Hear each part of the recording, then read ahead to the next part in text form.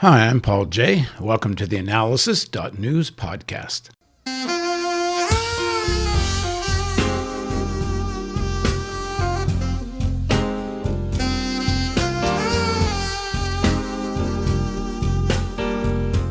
The Trump administration has made one of its highest foreign policy objectives weakening and, if possible, bringing down the government and ruling circles of Iran.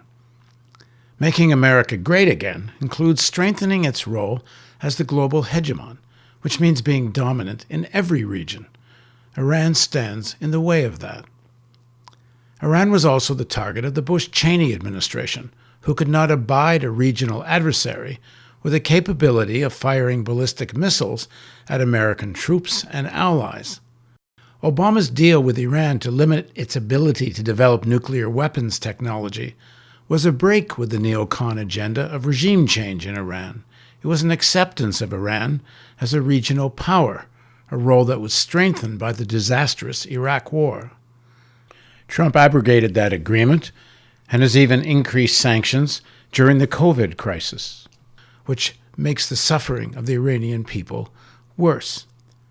Trump on May 28th essentially scrapped the last remnants of its cooperation with the 2015 Iran nuclear deal by ending sanction waivers that allowed Russian, Chinese, and European companies to engage in civilian nuclear cooperation with Iran. On May 28th, Iran's Islamic Revolutionary Guard unveiled scores of new and upgraded defensive speedboats with a warning to the U.S. that it won't shy away from challenging American naval power. According to the semi-official Tasnim news agency, the Guard said, "Today we announced that wherever the Americans are, we're right there beside you, and in the near future you will sense us even more." Tensions almost spilled over into outright conflict after the U.S. killed Iranian General Soleimani. As we head into the November elections and a possible Trump defeat, what is the likelihood that Trump and the neocons around him will leave office without even more aggressive action against Iran? Of course, many wonder if Trump will leave office at all, with the pandemic and possible conflict with Iran as an excuse to postpone elections. Does Trump want to be a wartime president? Now joining us is Trita Parsi. He's the Executive Vice President of the Quincy Institute for Responsible Statecraft and the author of Treacherous Alliance, A Single Roll of the Dice, and Losing an Enemy. Thanks for joining us, Trita. Thank you so much for having me. So, Trita, sum up a bit of the history of the Trump administration's approach to Iran and where we're at now. I think when the Trump administration first came in, they had several competing goals and approaches with Iran that have now coalesced into one very chaotic one. And at this point, I don't think really Trump is particularly paying attention to this. It's under the ownership of Pompeo and other people at the State Department. But what I think happened in the beginning is that certain elements inside the government, as well as elements outside, such as the Saudis, the UAE, and Prime Minister Netanyahu of Israel, convinced Trump that the reason why Obama's deal was so bad was because he gave up on American leverage too quickly. If Obama had just sanctioned Iran for another 6 months, the Iranians would have collapsed and the US would have gotten a better deal. So if you, Mr. Trump, want to get a better deal, you need to go for sanctions, and you need to go for maximum sanctions and just hold out longer than Obama did, and then you will be able to outdo the previous president. They knew quite well, however, that the sanctions actually would lead far more likely to a confrontation between the United States and Iran, rather than it leading to Iran capitulating to American demands. So their goal was actually to drive this towards a conflict, but they knew that that would not be a strong selling point with Trump. Instead, if they said that this is a strategy you need to go with in order to get a better deal, that would be much more effective with Trump. So Trump kind of got tricked into this. I mean, he doesn't have much of an understanding of foreign policy, and this seemed to also jive well and correspond to his experience as a real estate mogul, and how he probably dealt with competitors and contractors in Manhattan. So, he went down with that road, and seemed to genuinely have had the expectation that this would lead to the Iranians coming to the table and begging for mercy, which of course is not at all what happened, which of course also was entirely predictable that it would not happen. At this point, he's stuck.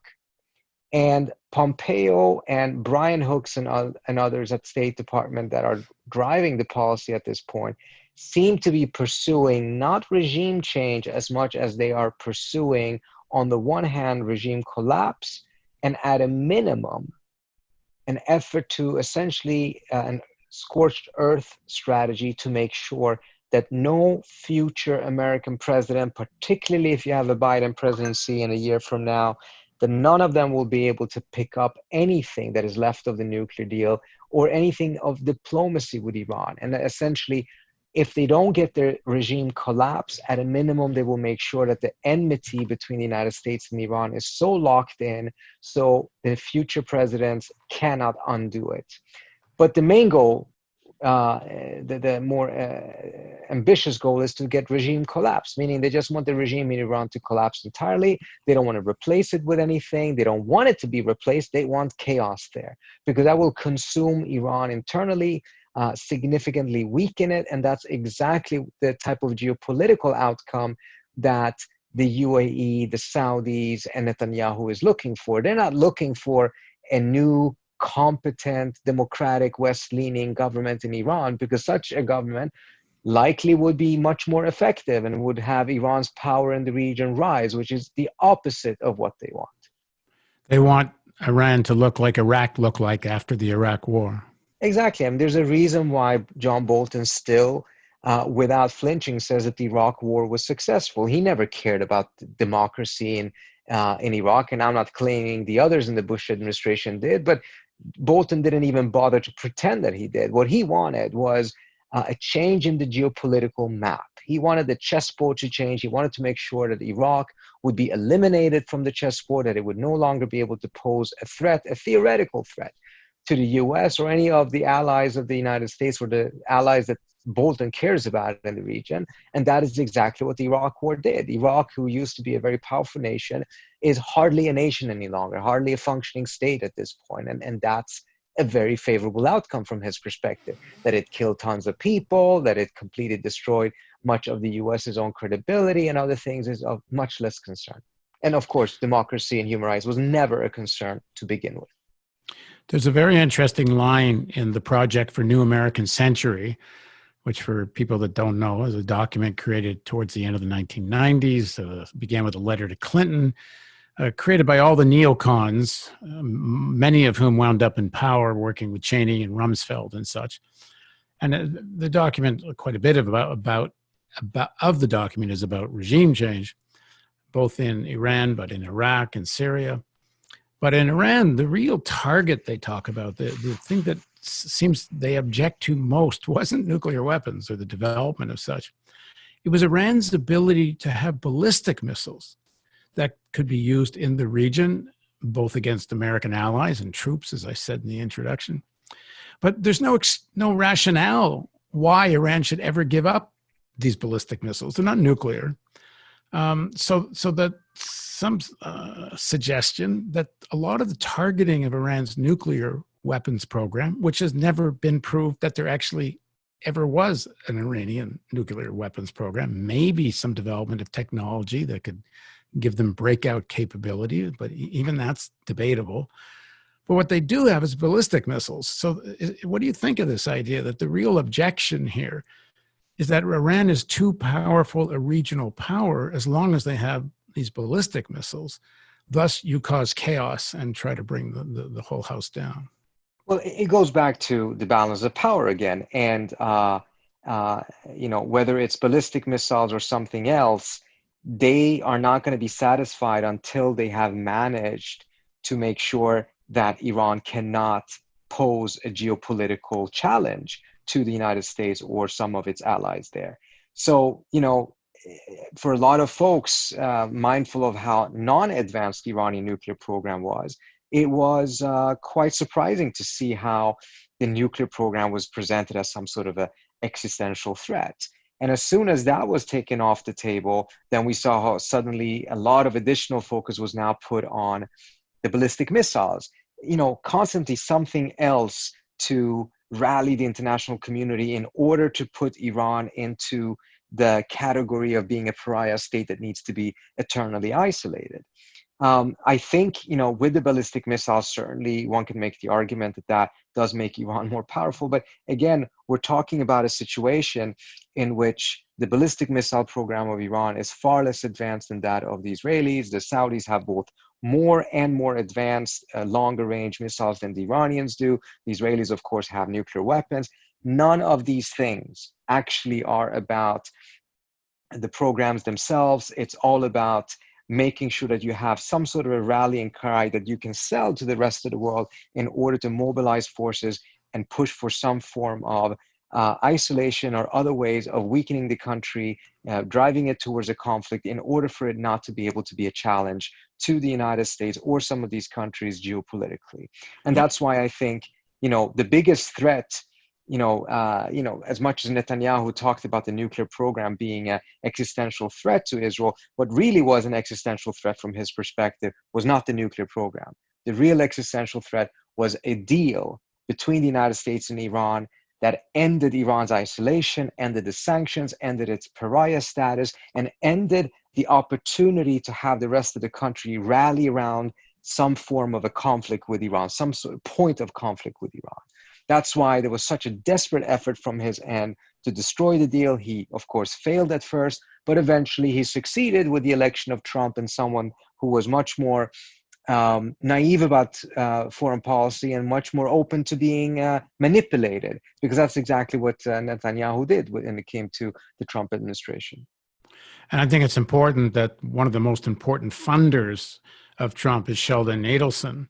And Sheldon Adelson sits at an honorary seat practically in the Israeli cabinet. It's so close to Netanyahu, or at least was. There's some apparently conflict now, but certainly in terms of basic policy objectives, Adelson has been on the same page. Adelson was on a panel in New York, I think it was in 2013, where he said perhaps we should send a message to Iran by actually dropping a nuclear weapon in an Iranian desert to send them a message. So these are the people that Trump is allied with. Correct. And Adelson has been, as you mentioned, he has some sort of a fallout with Netanyahu, it appears like, but nevertheless, he has been one of the main funders of an effort to get a war going between the United States and Iran. And we can rest assured it's not because he is terrified of the idea that Iran is not a democracy and that the Iranian people's human rights are being abused as they are right now. This has nothing to do with that. This has everything to do with the geopolitical situation. And Adelson's loyalty and adherence to the far right of Israeli politics.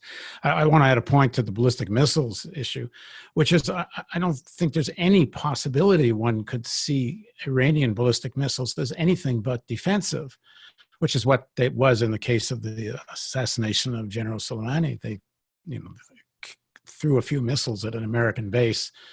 It seems well targeted, not to actually hit anybody. But it's that ability to counterattack that the Americans don't like. It's not that there's any actual aggressive threat from Iran. It would be insane. What could they possibly gain by such a ballistic missiles have a deterrence capability precisely because you can retaliate. Iran doesn't have much of an air force. And in fact, one of the decisions the Iranians made after being under all of those different sanctions was that they realized they simply cannot compete with the UAE and Saudi Arabia and others when it comes to building an air force. They can spend so much more money on it than the Iranians could. So if there's anything they could do and should do, would be to invest in something that is much cheaper. Incidentally, that is a line or a direction they went in that the Israelis had encouraged the Shah of Iran to do back in the late 1970s. They told the Shah that literally you are not going to be able to be a modern military unless you have a ballistic missile program. And back then, the US refused to sell the Iranians some of the advanced missiles the US had. So the Iranians went to the Israelis to get them. You had a webinar the other day on Saudi American relations, and there was talk about the importance of American arms sales to Saudi Arabia. I actually thought the point could have been hit a little harder in the sense that I think the quid pro is that if the Americans make sure the Saudi monarchy remains in power, the Saudi monarchy will continue to buy American weapons almost for its own sake. It's a way of just transferring wealth back to the arms manufacturing sector. It's not, as someone said on your panel, the Saudis can't even defend themselves, even though they have endless amounts of arms. But how do the Saudis justify such arms expenditures without almost war with Iran? I mean, there needs to be this almost war and tension to justify not just the arms sales to Saudi Arabia, but all massive amounts of money that's spent on U.S. military with Iran in mind. Yeah, and I think another thing that kind of came out of that conversation, though, is that, if we believe that we actually don't have a lot of leverage with Saudi Arabia, despite these arms sales, well, then we also shouldn't have had the arms sales, because a lot of the arguments for the arms sales is, oh, we have an ability to make sure that they are less brutal in Yemen, and really quite preposterous arguments like that. But if we at the same time admit that we don't have any leverage, that also means that the weapon sales are not providing us any leverage at all. And it comes back to your point that this is just a naked money-making venture that is going on over here with absolutely no regard whatsoever, whether it is destabilizing the region, killing people, and eventually coming back to haunt the United States itself. Well, I'm working on a project with Daniel Ellsberg, and he's got this quote on the development of the nuclear weapons program. He says he's come to the conclusion that coming out of World War II, the nuclear weapons program was essentially a commercial subsidy for the aerospace industry. That commercial aviation wasn't enough to sustain these companies that had grown so big during World War II. And one of the ways to fund them was to create a Cold War, that the Cold War was essentially a way to justify this propping up of this sector of the economy. And in doing so, they risk Armageddon. They know they risk the end of the world through nuclear war. But the commercial imperative asserts itself. Very interesting. So what do you make of, we're going into these November elections, and Trump, it's not looking good for Trump. This pandemic is, even in his base, I think people are starting to understand how disastrous Trump's attitude towards the pandemic was. There's a real chance, no more than chance, I would say, if the election was held soon, I think he would lose. I know others don't agree with that, but whatever, polling is certainly showing he's behind.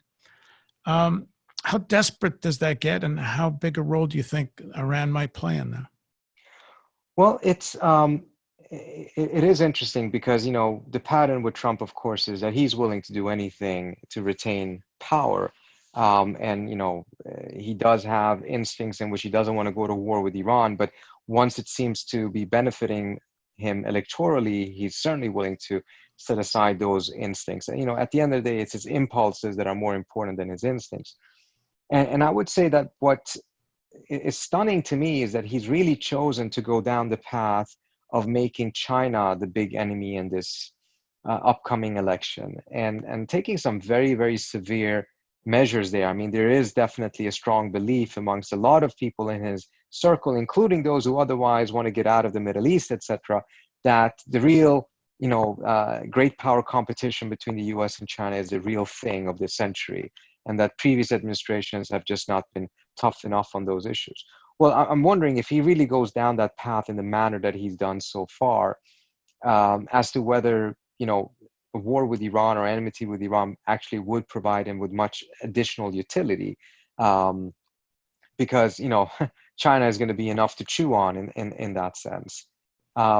So if he goes down that path, I do wonder if, he's going to be needing, from an electoral standpoint, to ratchet things up with Iran in the manner that he had done before.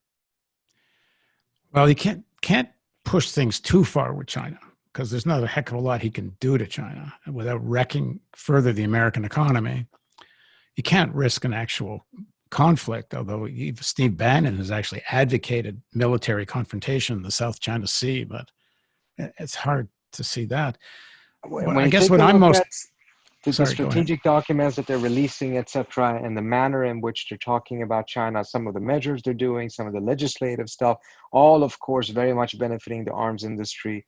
It even if he only would like it to be a rhetorical tool at this point, it nevertheless does two things. A, it makes it much more difficult for the United States and China to go back to something that it resembles some form of a collaborative, constructive relationship, in which, of course, there's going to be significant areas of tensions and disagreement, but you will deal with those in a mature way rather than jumping towards conflict. And secondly, the rhetorical thing may be sufficient for him, so he may not need further escalation with Iran from an electoral standpoint. His problem with that, and we saw that in the ad that Joe Biden did, is Biden can actually outflank him from the right on China, which I think is just horrible that Biden does that, to kind of up the Cold War ante against Trump. But he can. On Iran, it's different because Biden supports the nuclear agreement. Just to put I certainly wouldn't minimize the rhetorical and other kinds of antagonism he'll create with China, but I also do want to say that I really would not rule out some kind of phony terrorist attack of some kind. The Vietnam War started with a phony Gulf of Tonkin incident. The Iraq War was, if you believe Senator Bob Graham and his joint congressional investigation into the 9/11 events, that not only was Saudi Arabia directly involved in it, and on that panel you had Madawi, Rashid's her last name, I think, is it? Al-Rashid, yes. Al-Rashid. I mean, she came right out and said it, that the Saudis were involved in 9/11. And I think if you look at the evidence, it's pretty clear that Bandar was a tool of that. So this use of these kinds of false flag, as people use that term, I'm really concerned that if he gets desperate, then something that tries to point at Iran is very possible. I would not disagree with you on that at all. And, some sort of October surprise, because if he were to do something, the effectiveness of it would be relatively close to the elections. It would not be something that he would do at this point, because at the end of the day, the first reaction people tend to have is some form of rallying around the flag, standing by whoever the leader is. We saw that even with Corona, despite his tremendous mishandling of the pandemic early on, his numbers actually initially went up. So if that's the effect he wants, he will do something, closer to November or September rather than ratcheting that up now. So and maybe the objective is not actually a real war against Iran, as it is another excuse to postpone the elections. Either that, or a small confrontation, or something that once again he can utilize, whipping up nationalist sentiments in the country in order to be able to advance his own electoral standing. Because again, we saw that even with the pandemic early on, his numbers went up despite massive mismanagement. Right. Okay, we only have a few minutes left because I know you have to go. Just talk a little bit about what's going on inside Iran now, vis-a-vis the pandemic and the politics. Yeah, so the Iranians have had a tremendous amount of difficulty with the pandemic for numerous reasons. First of all, they themselves have mishandled it, as at this stage almost every country has early on. But they've also stuck with another issue that is more heavily sensed there than it is over here, which is the sanctions impact on the country had already put so much of the population in or very close to poverty. Under those circumstances, to completely close down the country, there was significant disagreement within the government on how to handle that. precisely because the degree to which a lot of people would suffer economically and actually may end up, I mean, that's how bad it is. They may end up dying out of hunger rather than out of COVID. But all of that also got very quickly politicized because you had elements in the hardline parts of the government that actually wanted to have a close down. They wanted to see a worsening of the economic situation in order to put all of the blame on the Rouhani government. And as you know, there's upcoming presidential elections in Iran, and getting rid of, obviously they will get rid of Rouhani nevertheless, but making sure that there will be a conservative supreme leader, as it is right now, a conservative parliament, which is a result of what happened in the last parliamentary elections just a couple of months ago, which had very, very low participation and hardly any non-conservatives that were even allowed to run. Add on to that a conservative president, and they have completely consolidated their power. How close is the country to what you said the Trump administration, and I shouldn't say just Trump administration, because there's plenty of anti-Iranian hawks in the Democratic Party. This is not certainly exclusively Republican by any means. And we know Schumer and others in the Democratic Party were opposed to the nuclear agreement. But how close is the country to this kind of chaos they want? I don't think it is at all as close as the Trump administration would like to believe. In fact, Trump believed that 6-9 months after he imposed sanctions in May 2018, that the country would collapse. And that was partly because that's what he had been told by the Israelis. They're not there yet at all. And in fact, Venezuela's situation economically is much, much worse than it is in Iran, and the Maduro government is still there. So the idea that through that type of economic collapse you can get rid of the government is quite fanciful and a lot of wishful thinking in it. But that doesn't mean that it's not a worthwhile goal or exercise from their perspective, from the perspective of the hardline elements in the Trump administration or the groups in Washington that seem to see everything eye to eye with Netanyahu. Because in the process, you are nevertheless weakening the country, and that ultimately is the objective. I remember very clearly back in 2009 how hardline elements in Washington were actually quite worried that the Green Movement would succeed and that Mir Hossein Mousavi would become president. Because how are you going to isolate a country if it's led by a government that is seen as having the support of the population, seen to be a strong enemy of the most reactionary, anti-democratic elements inside of that government? So the worst thing from their perspective is actually a reasonable government in Iran that can actually help it break out of its isolation, because that's the opposite of what they want. They want an isolated country that gets weakened and weakened, and as a result shifts the balance of power in the region away from Iran and towards themselves. Meaning the U.S., the Saudis, and the Israelis. And the UAE. Right. All right. Thanks very much for joining us, Trita. Thank you so much for having me. And thank you for joining us on the theAnalysis.news podcast.